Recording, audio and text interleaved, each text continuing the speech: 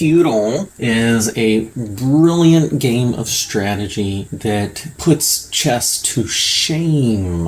This sucker, copyright 1967 by 3M Company. I'm assuming the very same 3M that does tape and adhesive things nowadays. St. Paul, Minnesota. So, 1967. I was not alive then. Thank goodness, I'd be much older. The game of Siege and Conquest. Very cool, very respectable looking box there. I love this. It's like a book binding appearance, and this actually to this day is on my bookshelf, not with my other games. And got a very cool background here where it's set out on this elegant table with this medieval background going on. Says, Feudal, the exciting medieval war game combines military strategy with chess-like moves as the armies of two feudal kingdoms battle to the death.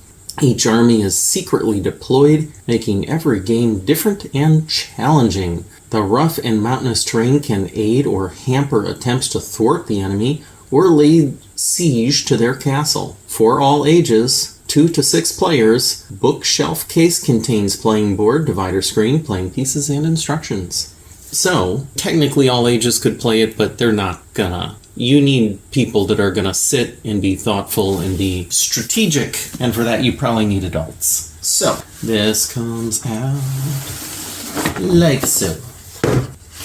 I got this game from my dad, and I have only once in my adult life gotten people together to play it, because it does take some time, which you'll see, and it requires patience, which is not common. That's your board. It is plastic pegboard. You basically have standard terrain, rough terrain, mountainous terrain, and there's some various little rules for that. Have what is a divider screen for setup so that you get a secret setup, but you also then fold this sucker like this and you have this in front of you so you can easily reference the moves of the different characters.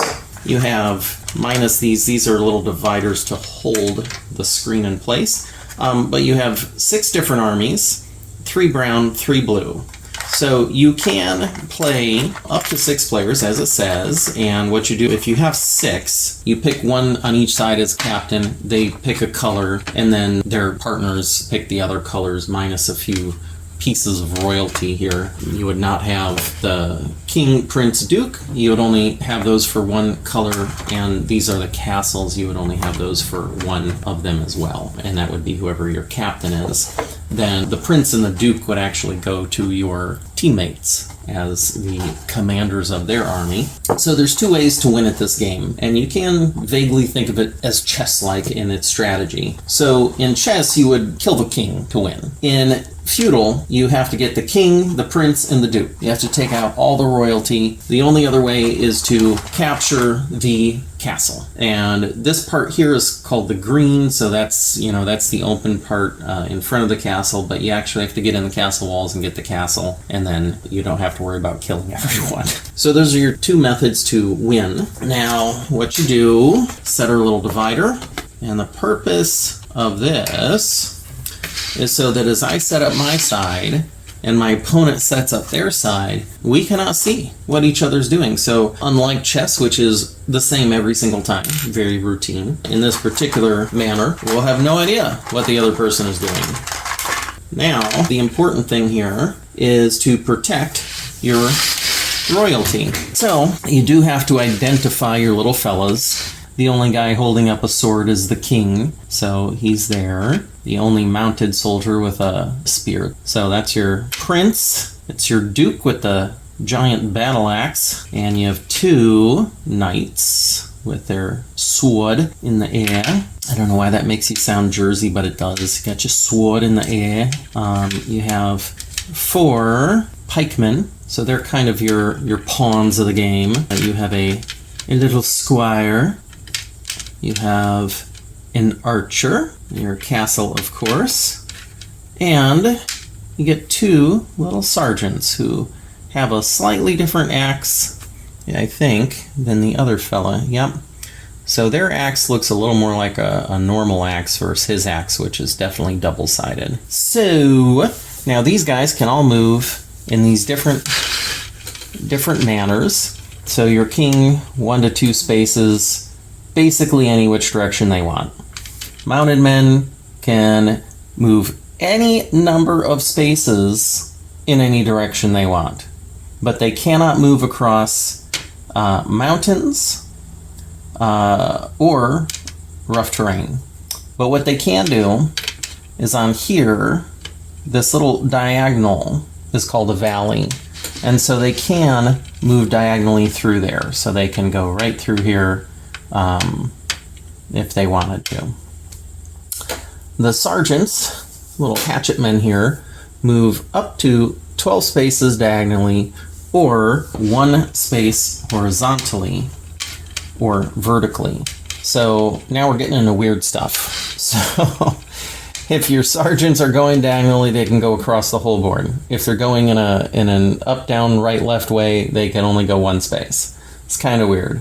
Now the pikemen do just the opposite, and I said all the way across the board. Not really, it's 12 spaces. So the sergeants and the pikemen are opposites, so the pikemen can go right, left, up, down, 12 spaces, or 1 direction, 1 space diagonally.